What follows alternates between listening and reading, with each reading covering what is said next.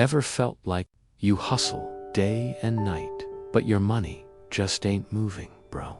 That's exactly how Ion felt. Minus 25. Honest, hardworking, but stuck in the same boring grind.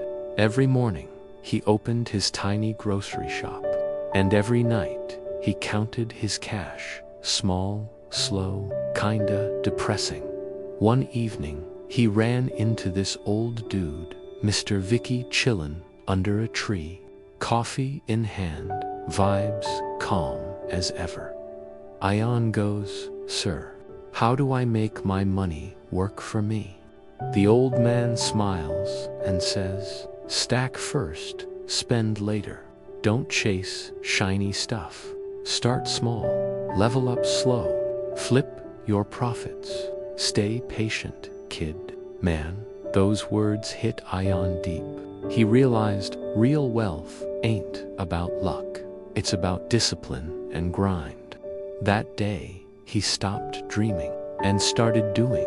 And you, maybe it's your turn to boss up and let your money hustle for you. Start small, stay consistent, cause slow growth, my friend, is still growth. If this story moved you, subscribe to StoryNest Official, where stories shape strength, one lesson at a time.